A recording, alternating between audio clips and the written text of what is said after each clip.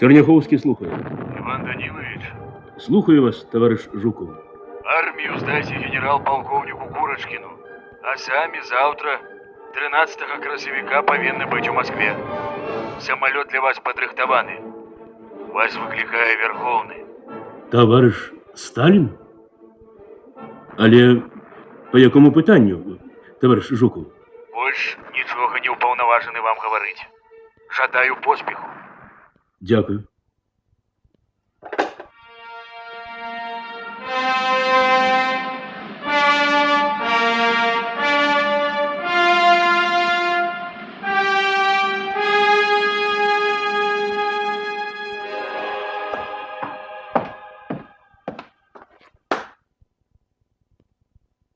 Дык вось вы які.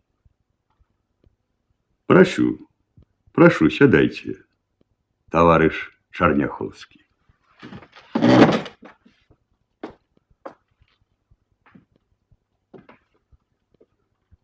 Василевский и Рокоссовский докладывали мне про ваши поспеховые операции под Воронежем и на Украине.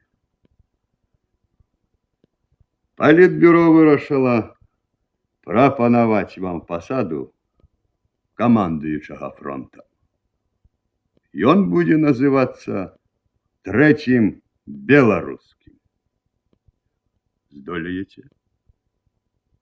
Войну ведаю. Доверите, постараюсь сдолить. Беларускі тэатр военных дзеянняў вам будзе нязвыклым пасля украінскіх стэпаў. До войны я служил в Беларуси.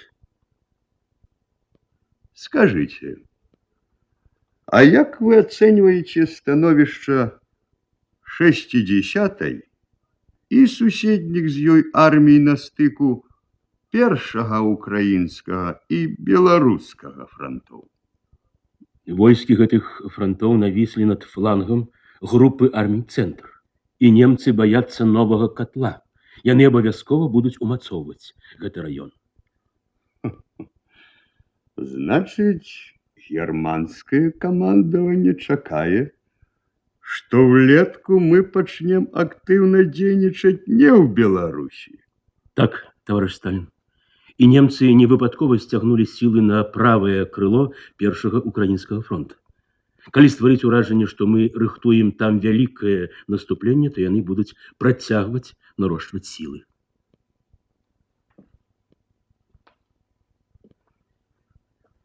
Праціўнік вераломны, і яго не правядзеш.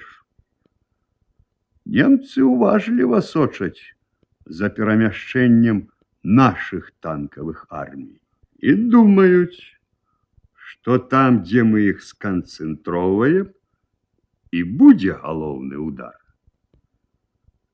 На сумежных крылах войскаў Рокоссовскага і Жукова гітлераўскія генералы нанеслі на свае карты дзве нашы танкавыя арміі і цяпер не выпусцяць іх з поля зроку.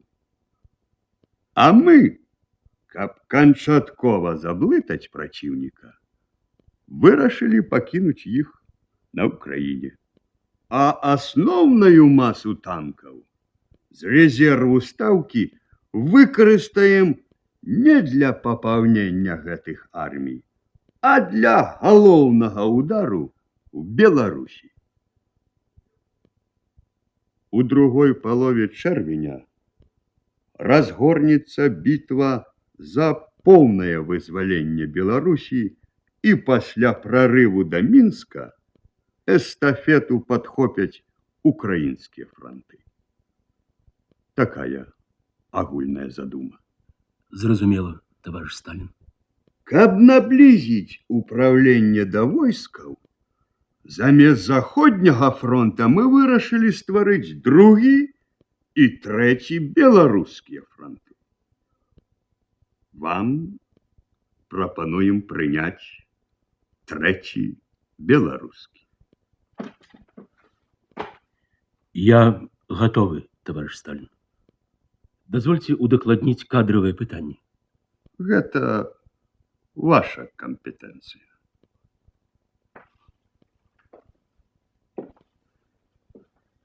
На перыяд наступлення прадстаўніком стаўкі ў вас будзе таварыш Васілеўскі. Яго справа каардынацыя дзеянняў некалькіх франтоў для вырашэння агульнай задачы. Як вам вядома, камандуючы фронтам падпарадковуецца непасрэдна вярхоўнаму галоўнакамандуючаму. Так что звоните мне по ВЧ в любой час. Калі ёсць пытанні, слухаю. Пытанняў няма. Віншую і жадаю поспеху. Дякую. Вам сёння ж неабходна выехаць у штаб фронту. Ёсць.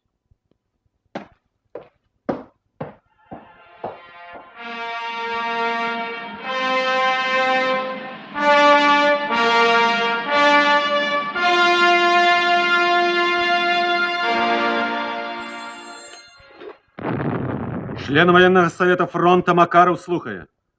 Все готово? Добро. Сустракайте. Як толькі появится, звоните. Товарищи, з минуты на минуту чекаем приезду нового командующего фронтом. А кто он? Генерал-полковник Черняховский. Черняховский? Так, командующий 60-й армией. Я размовлял с генштабом. Мне поведомили, что это боевой генерал. Его армия вызначилась под Воронежем и при вызволении Курска, на Курской дузе и при форсировании Днепра. А вы его ведаете, Миколай Иванович? Калі гэта той подполковник Черняховский, які в 39-м и 40-м годах командовал легкотанковым полком у Гомеле, то ведаю. Наш знайомый. Хоть, видать, гэта однофамилец. Иван Данилович повинен недзе на поўнач воевать, бо ў 41-м со своей 28-й танковой дивизией адыходзіў ад Шаўляя на паўночны ўсход. Так? Так. Иду. Ну что ж, хутка даведаецеся, ці той гэта Черняховский. Товарищи, командуючий приехал.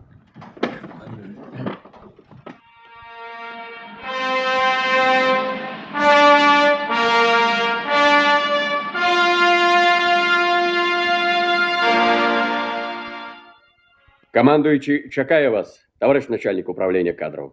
Прошу. Добрый день, товарищ Алексей. Добрый день. Ой, давненько мы с вами не сустракались, давненько. 4 годы, товарищ командующий. Так, 4 годы. 4. Не прошу вас, сядайте. Дякую. Як здоров'я? Дякую. Усяляк бывае. Ага. Калі ў апошні раз быў у Мінску яшчэ да вайны, чуў, што вы напісалі роман. Так. Шчыра кажучы, мяне тады здзівіла, што пры такой велізарнай рабоце вы яшчэ паспяваеце пісаць. І цяпер пішаце? Цяпер рэдка. Толькі ў час зацішша. Ага. Уначы? Іншага часу няма. Так, няма. Малайчына вы, Миколай Иванович, малайчына. Але трэба сябе берагчы. Вось гляжу я на вас стомлены і дыхаеце цяжка. Миколай Иванович, Слухай. прошу вас падрыхтаваць падрабязны даклад пра кадры, пра камандзіраў дывізій і палкоў. Так.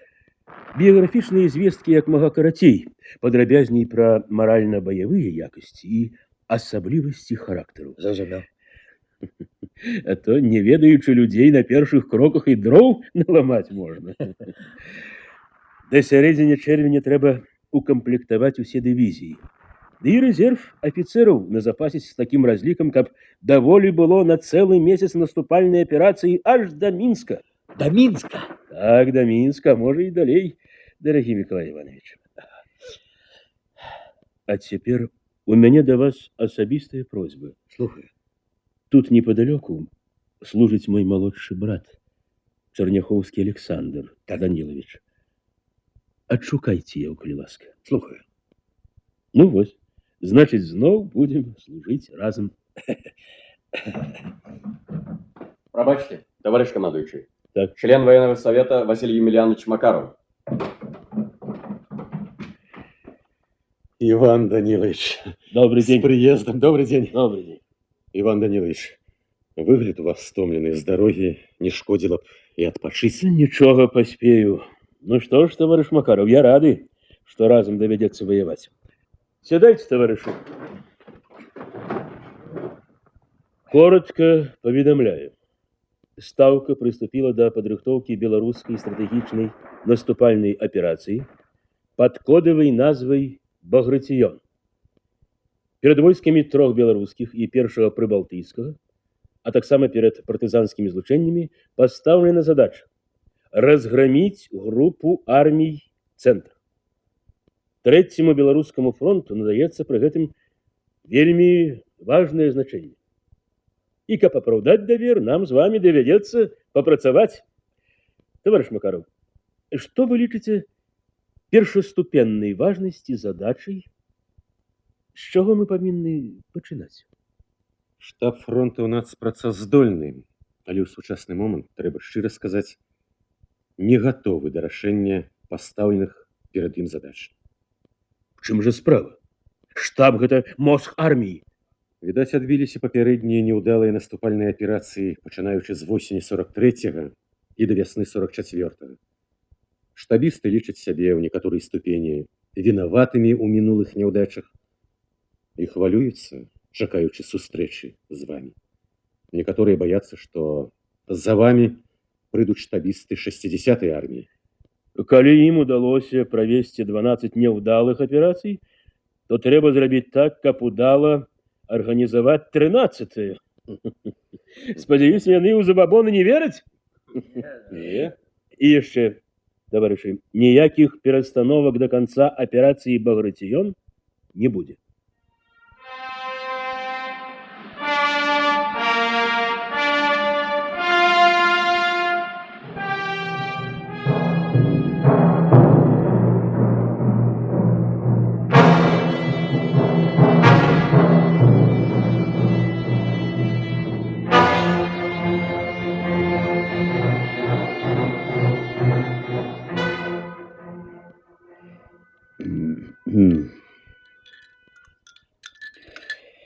Якія ваши меркаванні пра нашы перспектывы на лето, фельдмаршал Буш? Я думаю, что наибольш небяспечны для нас правый фланг. Ковельскі уступ, где русские зрабілі глыбокі клин под выступ, под основу балкона. Варто русским взломать оборону в районе Ковеля, и балкон может похиснуться. Группа «Центр» опыняться ў цяжкім становішчы. Фюрера турбуе дзіўнае маўчанне рускіх у вашым раёне. Гэтае маўчанне, на думку фюрера, павінна насцярожыць нас. Ніякіх сур'ёзных фактаў за тое, што яны маюць намер тут у бліжэйшы час наступаць. Выяўлена нават, што рускія у сцяжшу ўсяго фронту капаюць акопы. Але мы, вядома, не можам думаць, што рускія будуць і надалей пасіўнымі. І на ўсходзе, і асабліва ля Ковеля. Так, рускія не могуць адмовіцца ад спроб зламаць балкон. Это аксіёма. Наши линии фронту празмерно расцягнутыя. Стаўка не мяркуе выдзеліць для нас яшчэ войска. Мы ўжо знялі з захаду некалькі дывізій, фельдмаршал. Яны тут, на ўсходзе.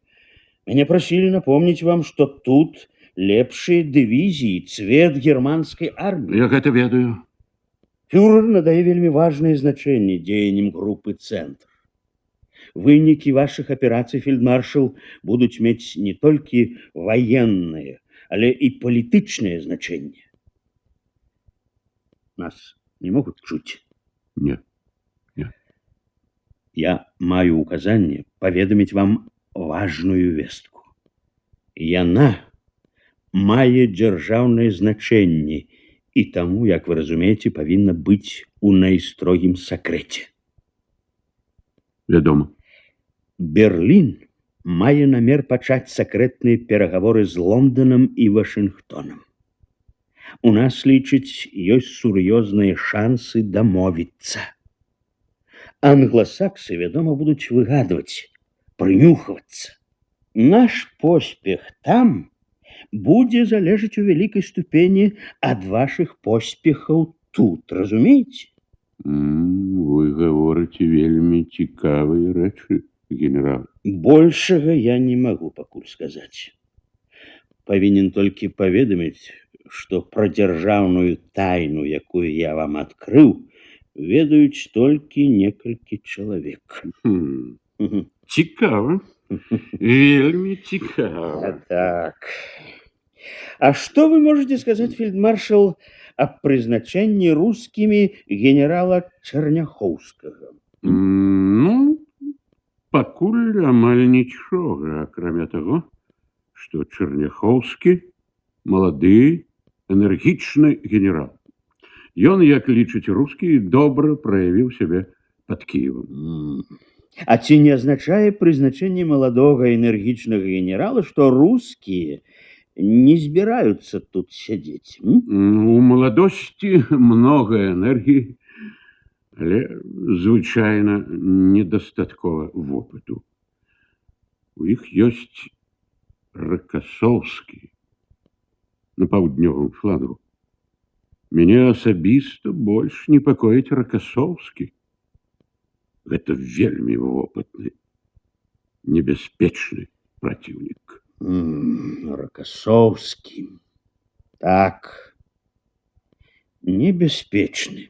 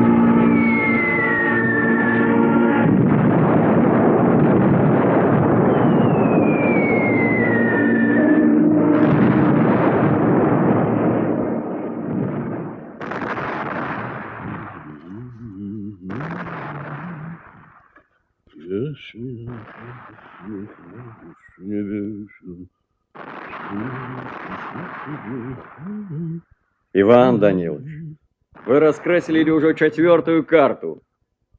Вам и 24 гадзін у сутки мало.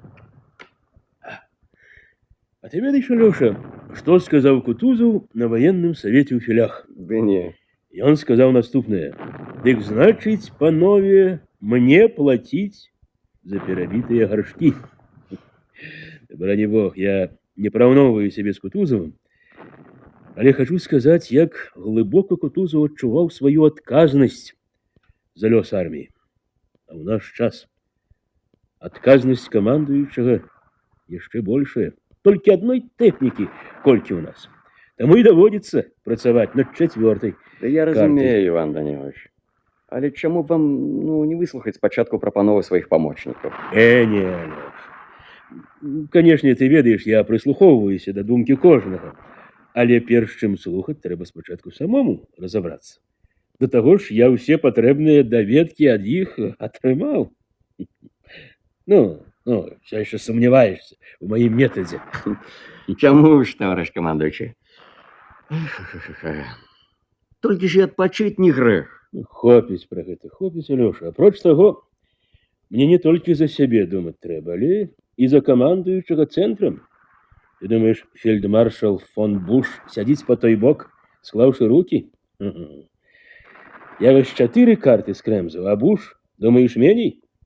З нямецкай педантычнасцю распрацаваў, як адбіць наша магчымае наступленне. Так у яго ж памочнікі. Да таго ж і сам марыць на загадзе падрыхтаваных абаронных рубежах, аслабіць нашы войскі і потым перайсці ў контрнаступленне.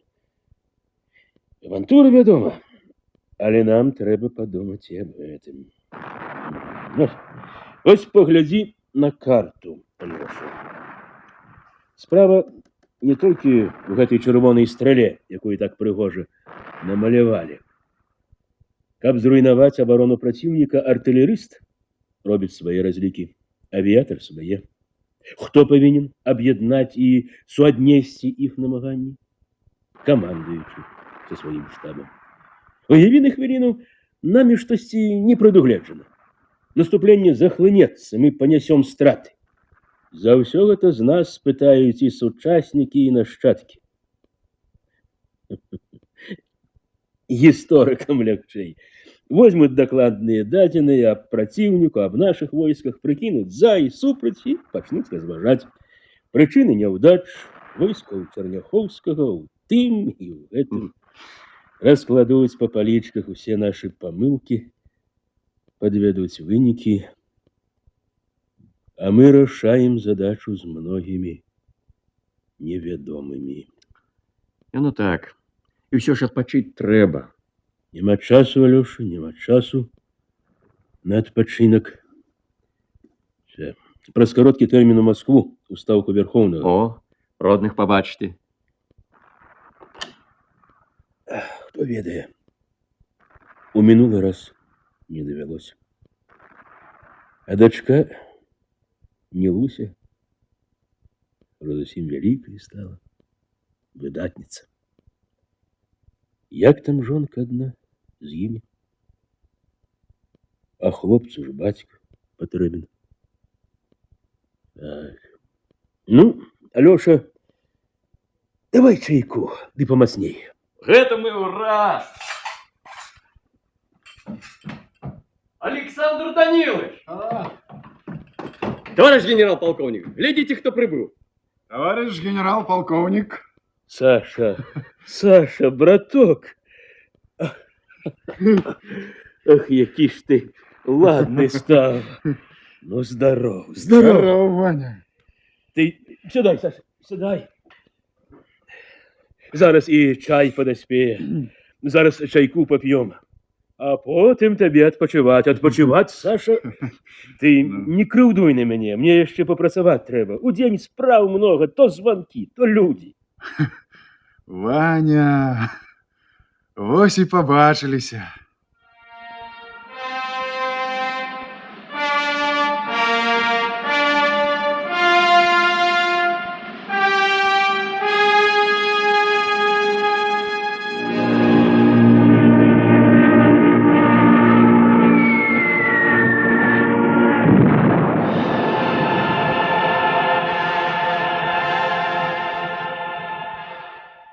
Товарищ Черняховский, чаму вы нам докладываете об 2 ударах вашего фронту? У той час, як у вас на карте, 1. У плане операции разлік проведены, зыходзячы з наяўных магчымасцей, товарищ Сталин. Калі фронт атрымае дадатковыя сілы і сродкі, зробім пералік для другога напрамку. Скажите, а як вы разумеете операцию «Багратион» у целым? Па варожай групе армій «Цэнтр» робіцца адначасова 4 моцных сакрушальных удары сіламі 4 фронтоў. Пры гэтым першы прыбалтыйскі і трэці беларускі разразаюць абарону праціўніка ў агульным напрамку на Вільнюс. Першы беларускі фронт развівае поспех на Баранавічы, ахопліваючы мінскую групоўку ворага з поўдня і заходняга поўдня. Другі беларускі наступае на Мінск, маючы асноўную задачу скаваць войскі праціўніка з фронту. Мэта аперацыі – акружэнне і знішчэнне асноўных сіл групы армій «Цэнтр» з наступальным развіццём наступу да граніц усходняй Прусіі і на варшаўска-берлінскім стратэгічным напрамку. Правильно разумеете. Коли операция проводится по одиной задуме, то 4 ударов довольно. Гэта азначае, што кожны фронт наносіць адзін магутны удар. А вось таварыш Ракасоўскі просіць дазволіць толькі першаму беларускаму фронту нанесці 3 удары. Значыць, у яго атрымліваецца 3 галоўных напрамкі. Мы лічым гэта залішнім распыленнем сіл. Вашаму фронту таксама прапануем асноўныя сілы сканцэнтраваць на асноўным участку прарыву. Як вы на гэта глядзіце?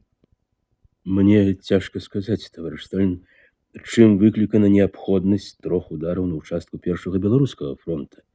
Але поспех наступальнай аперацыі 3-го беларускага на першапачатковым этапе залежыць ад адначасовага знішчэння варожых груповак у гарадах Віцебск і Орша.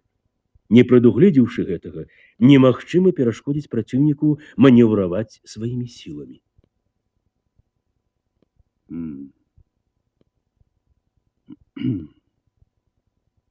Але ў гэтым выпадку вы будете наносіць 2 аслабленых удары і можете не дасягнуць вынікаў ні ў адным з выбраных напрамкаў. Мы павінны стварыць 2 магутныя групоўкі. Для гэтага неабходна ўзмацніць фронт яшчэ адной танкавай арміяй і артылерыйскай дывізіяй прарыву з рэзерваў верхоўнага галоўнакамандавання. Таварыш Чарняхоўскі, разгроміць праціўніка, маючы значную перавагу ў сілах, невялікая заслуга. Таварыш Сталін, для паспяховай аперацыі на такую глыбіню, маючы перад сабою моцнага праціўніка з загадзя падрыхтаванай абаронай, недастаткова ўнутраных рэзерваў фронту. Каб нанесці ворагу сакрушальны удар і перашкодзіць яго маневру за кошт злучэнняў з другіх участкаў, 3-му беларускаму фронту неабходна замест аднаго увесці ў прарыў 3 танкавыя корпусы. Толькі тады удар дасягне мэты і будзе развіты стратэгічны поспех. Праціўнік не паспее перакінуць свае рэзервы, а мы ўжо авалодаем Мінскам і пойдзем далей на захад. Таварыш Чарняхоўскі, вы ўмееце не толькі прасіць, але і аргументаваць. Думаю, што члены Дзяржаўнага камітэта абароны улічаць пажаданні камандуючага 3-м беларускім фронтам.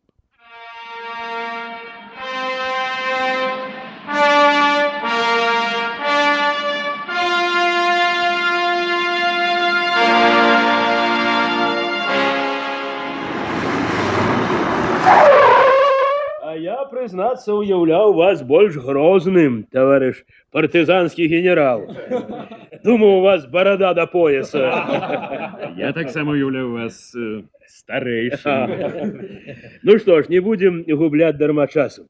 Трэба дамовіцца аб сумесных дзеяннях у перыяд наступлення. Як там у лясах вашых? Блакады яшчэ ідуць? Карнікі не зусім прыціхлі? Крыху прыціхлі. Непакоіцца пра фронт. Усе іх карныя дывізіі падаліся ў бок фронту. Што цяпер у сёлах? Пагана. У сёлах. Праязджаўся недавно па такой вёсцы. Паплавы. Была калісьці зялёная, уся ў садах, з багатымі калгаснымі пабудовамі. Я яе добра ведаю, працаваў там гадоў 10 назад дырэктарам МТС, а цяпер толькі попел і чорныя пустэчы. За адзін дзень забілі 230 чалавек. Некалькі чалавек жывымі спалілі ў школе. Одну жанчыну кінулі разам з маленькім дзіцем. Вось што ў нас. 1000 людзей па-зверску забіты і спалены. Папялішчы і трупы. За ўсё адплоцім. За ўсё. У нас, Владимир Иванович, великая просьба. Каб падтрымалі па суседству, калі прыйдзе час. За гэтым астановкі не будзе. Так, нам поведомили про партизанский концерт. Хочется, каб у час наступальных боев армии партизанские силы узмацнили свои удары с тылу. Для постоянной оперативной сувязі пропоную принять группу разведчиков фронта. Прымем з радасцю. Астатние пытанні удокладніце ў штабе. Передавайте привитание лесным солдатам. Дякую. Скажите, что мы моцно спадзяёмся на таких помощников.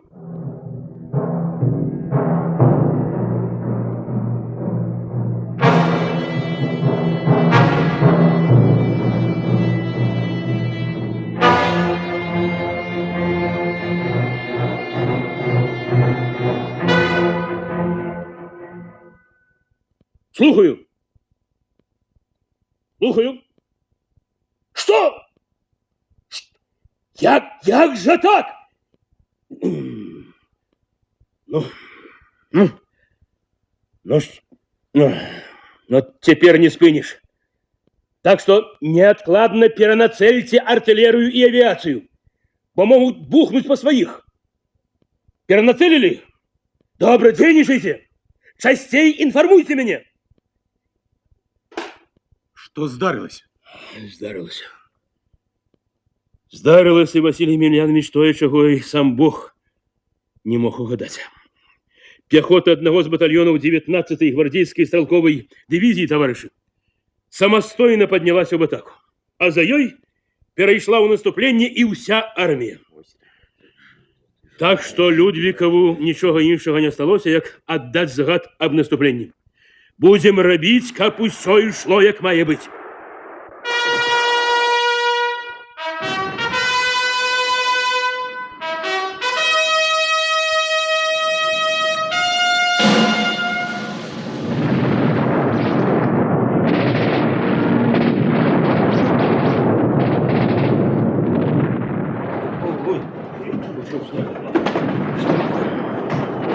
Наши разлики оправдываются, товарищ Макаров. Поспехово наступают войски правого крыла фронту. Войски Крылова форсируют Раку Лучесу. Не подвели солдаты Людникова, не глядячи на дочасную атаку. Сходу оболодали першей траншеи и почали наступать на другую. Генерал Гальвицер сгубил все коммуникации на Оршу. Это перемога. А вось на Минской шаши справа идут куды горш. Просто дрэнно идут справа. Танковый корпус Бурдейнага не скрануўся з месца. Глядите, там як у пеклі. Усё полыхае ад разрыву и ни кроку наперад. Что ты, Вася, приуныл, голову повесил? Это, любый Василий Емельянович, яшчэ не гора. Бой, як бачыш, ідзе. Бой напружаны, але не безнадзейны. Тут пераможа мацнейшы духом, а в гэтым мы мацнейшы.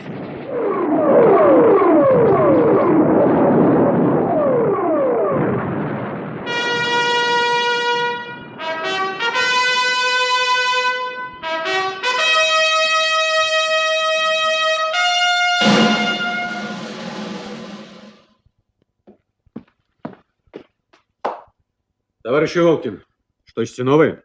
Радостное? Не могу порадовать. Зараз докладывал генерал Алешин. На гэтым напрамку з'явілася зенітнай артылерыйскай дивизии противника. Яе задача змагацца з танкамі ў паласе мінскай аўтастрады. Палонны гавораць, што яны чакаюць тут уздоўж шашы танкавае наступленне. Прызначаны змагацца з танкамі. Говорите, змагацца з танкамі. Выходит, яны не дурни, правильно вызначили удары, приховали грозный сюрприз. Грозный сюрприз, все ясно. Значит, тут танковую армию уводить нельга. Будем уводить ее на Богушевским напрамку.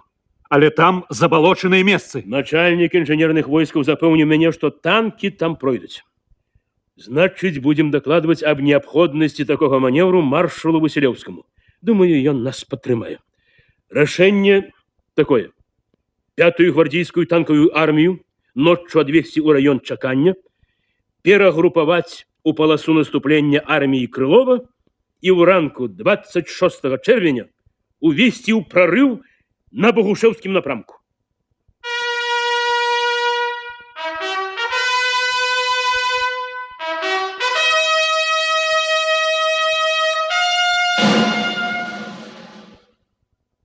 24 чэрвеня.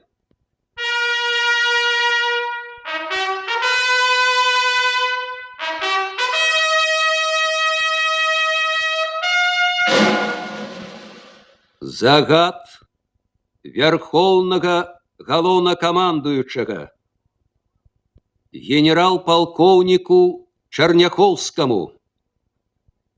Войскі Трэцяга Беларускага фронта прорвали повышенно умацаваную и развитую глубиню оборону Витебского умацаванага района немцев на поўдзень от города Витебска на участку протягом 30 километров. Просунулись в глубиню за 2 дни наступальных боев до 25 километров и расширили прорыв до 80 километров по фронту, вызволивший больше за 300 населенных пунктов. Москва, от имя родимой, салютуя доблестным войском Третьего Белорусского фронта 20 артиллерийскими залпами.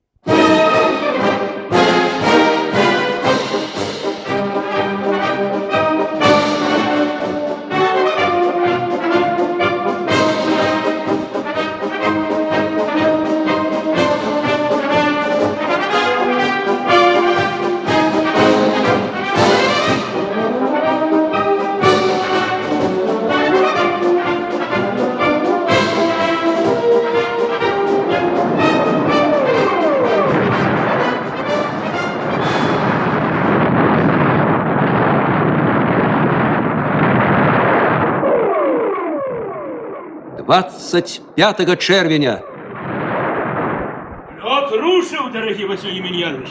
Бурзейный прорвался и набирает темп. На Минской магистрали Траут пачаў адводзіць свае войскі. Хутка трэба ўводзіць у прорыў галоўныя сілы танковой армии. Лёс Витебска по сутнасці вырашаны. Зараз поглядзім сваімі вачыма, як справы на Мінскай шашы. Нелёгка дастаецца нам гэтая бітва. Глядзіце, колькі аўтобусаў с чырвонымі крыжамі. Конца им няма. А это что такое? Поранены в голову, а кируя у бок передовой. Алёша, спни! Эй, стой! Стой! Гвардеец! Гвардеец, куды шлях трымаешь? Туды. У полк? И что, дороженьки, ты шлить на ногах трымаешься? Сядай хутка в машину, и шофер завязет тебе в медсамбат тут недалеко. Нельга, товарищ генерал, я белорус. Там за мою родиму народ змагаецца. Бачите, надпись на танку. За героичную смерть Юрия Смирнова откажем трапным ударом по ворогу. Хлопчаняш, мало того, что распяли звяры, так яшчэ лоб пробили цвікамі, штыком сполосовали твар, руки, живот. Нелюдзі. Якая ж воля павінна была быць у гэтага юнака, калі ён дзеля радзімы прыняў такую жудасную смерць.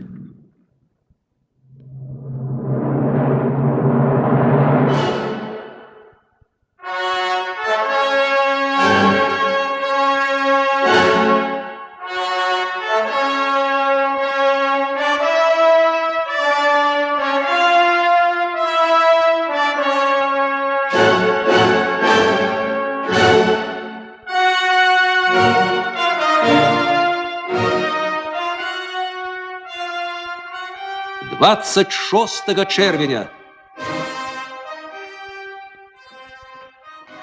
Товарищ генерал, загинул Александр, брат командующего, у бои в районе Александричу. Александр? Так. Ивану Даниловичу ни слова. Ему зараз и так тяжко. На заход от Витебска жорсткие бои. Галевіцы ідзе на пролом, каб вырваться. Танковая армия просовывается на рубеж прорыву вельми марудно. Там таки до Жука пройшоў. Калі армия ротмистрова увойдзе ў прорыв, тады я поведомлю. Ну, товарищи, сдается все. Теперь перед нами простая дорога на Минск. Витебск узяты. Мы зараз с Василем Емельяновичем едем до Ротмистрова. Комаров, машины! Есть!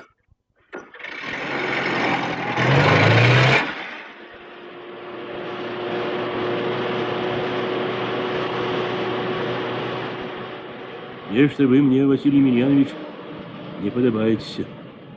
Что, не можете?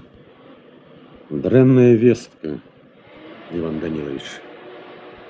Ваш брат... Саша, живы? Не. Загинул под Александричами. Чему молчали? Молчал, Иван Данилович. Я веду, як цяжка вам буде эта битва и брат. И зараз не лепше. Спаните.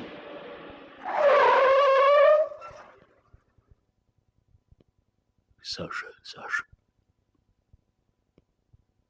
Якое життя ми прожили разом. Сиротами росли. Змалку хлеб уласнай працею заробляли.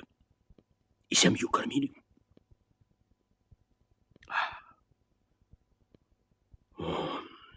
У апошні раз так і не поговорили. И зараз у Александрича ехать нельга. Ротмистрова небеспечное становище от Борисова рухается на его полнокровная танковая дивизия. Вот что, Алеша, съезди, дружа, на место похования Саши. Погляди, что там. Так. Коли треба, зроби ўсё, як мае быць. Зразумел. Чакай. Потым у часці возьмеш яго асабістыя рэчы. Добре. Прабач, Саша. По машинах!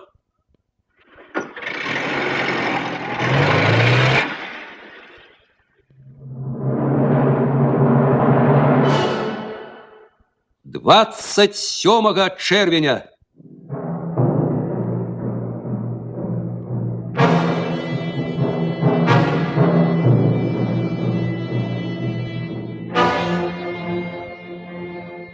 Полковник, прошу вас, свяжитесь со штаб-квартирой фюрера. Слухаю. Штаб-квартира фюрера, пан фельдмаршал. Мой фюрер! Русские ствараюць пятикратную перавагу. Спынить их наступление немагчыма. Каб выратаваць живую силу и боевую технику, прошу ваших дозволу отвести группу армий «Центр» за раку Березина. Фельдмаршал! Возьмите себя в руки! Откуда вы взяли пятикратную перевагу? Я маю на увазе перавагу противника на головных напрамках. Категорично забороняю отводить войски. Загадываю спынить панику, расстреливать паникеров, перейти в контрнаступление, спынить русских любой ценой. Прошу 2-3 танковые дивизии для организации контрудару. Какие дивизии? Под вашим кіраўніцтвом и без того лепшие дивизии. Самая могутная групповка. Мой фюрер, я отказываю за жыццё миллионной армии. Солдаты верят, что я не буду патрабаваць ад іх нічога, что ідзе насуперак моему сумлению. Спынить наступление русских любой ценой. Пан фельдмаршал. Адкуль узяўся гэты ворон? Ворон? Где? Вон там, за окном. Полковник, вы не помните, колькі жыве ворон? До 300 гадоў, пан фельдмаршал. Можа, гэта птушка клявала тут трупы французскіх салдат у 1812 годзе і нямецкіх у 1919.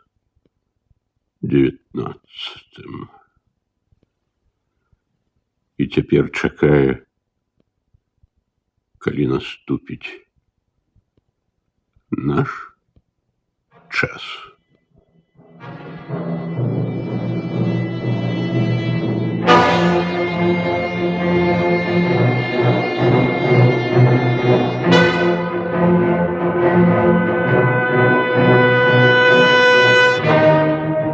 Двадцять 8 чэрвеня.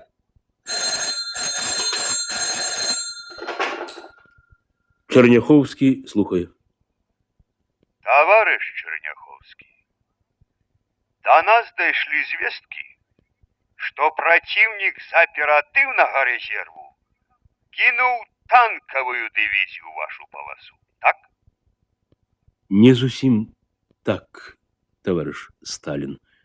27 червня командование группы армий «Центр» силами 5-й танковой и 286-й ахоўнай дивизий заняли заходные позиции на рубежи Игрушки-Крупки, рыхтуючыся нанести контрудар по передовых частях 5-й гвардейской танковой армии. А ці уявляє собою серйозную погрозу контрудар Буша? Уявляе, товарищ Сталин, калі не принять эффективные контрмеры. Ротмистраў понес значные страты. А у 5-й танковой дивизии противника наши разведчики налічили больше 200 бронеодинок. Ці можете вы з упевненістю сказать, что вы приняли все необходные заходы, каб отбить контрудар? Мы различиваем завтра раницей разгромить 5-ю танковую и 286-ю ахоўную дивизии противника и продолжить поспех. А какие у вас прогнозы у адносінах далейшых намераў германскага камандавання? Гэта пытанне нас усіх у стаўцы вельмі цікавіць. Гитлеровскому командованию застаецца одно, товарищ Сталин, затыкать небяспечныя напрамкі. Нічога іншага яно зрабіць не можа. Хутка вы атрымаеце дырэктыву стаўкі, якая загадвае фронту фарсіраваць Березіну і ўзаемадзеянні з войскамі другога беларускага фронта не пазней 7-8 ліпеня узяць Мінск. Жадаю поспеху. Усяго добра.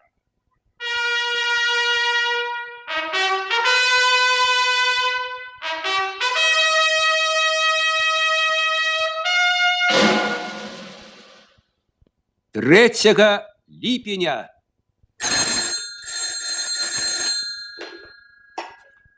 Товарищ командующий, докладывая командарм Глаголин, у 3:00 передовой отряд 4-й гвардейской танковой бригады корпуса Бурдейного уворвался у Минск с боку обсерватории. Зараз просунулися за Свислач. Бачу з НП на доме Урала червоный стяг. Завтра канчаткова очистим Минск от фашистов. Запрашаю до себе на новый НП у самим Минску. Великая дякуй, Василий Васильевич. Не змагу. Трэба ісці далей. Вайна яшчэ не скончылася, товарищ Глаголин.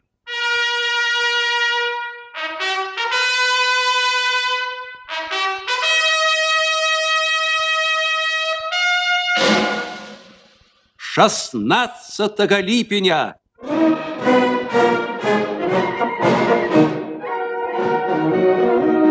Дорогие товарищи минчане, партизаны и партизанки, віншую вас с вызволением белорусского народа от фашистской навалы.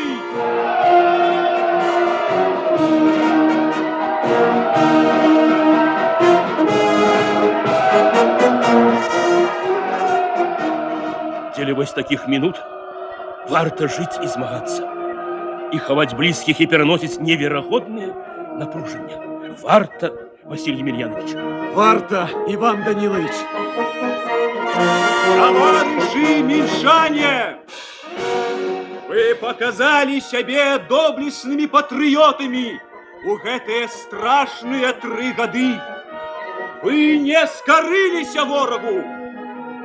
Теперь перед вами стоит задача, не покладаючи рук, працаваць над аднаўленнем роднага Мінска, родной Беларуси. Нам оказывают великую допомогу партия и урад.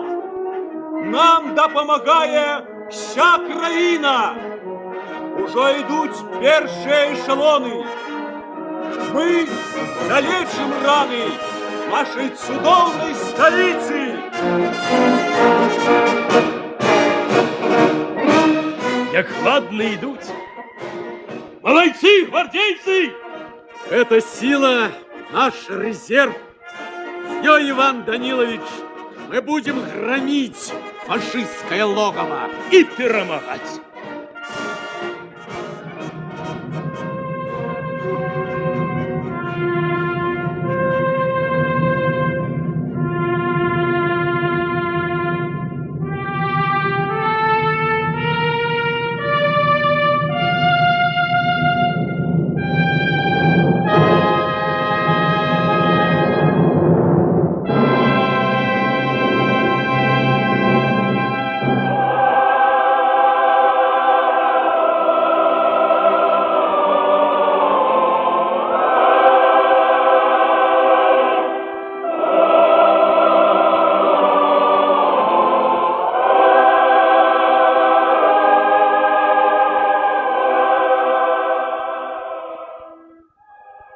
19 лютага газета «Правда». Совет народных комиссаров СССР, Народный комиссариат обороны СССР и Центральный комитет ВКПБ с глубоким жалем поведомляют, что 18 лютага помер от тяжкого ранения, атрыманага на полі бою ва ўсходняй Прусіі, камандуючы 3-м беларускім фронтам, генерал армии Черняховский Иван Данилович, отданный сын большевистской партии и один из лепших кіраўнікоў Чырвонай армии. У особе товарища Черняховского держава стратила одного з таленавітых молодых полководцев, якія вылучилися у час айчыннай войны.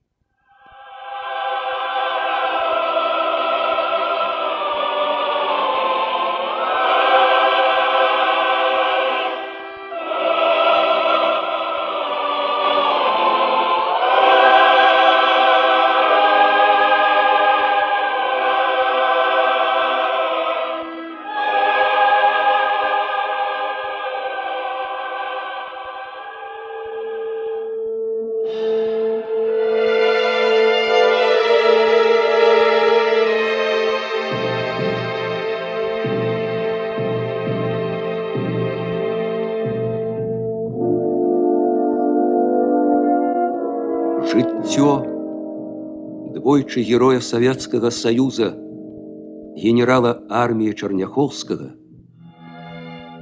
оборвалася, калі яму не было 39 гадоў.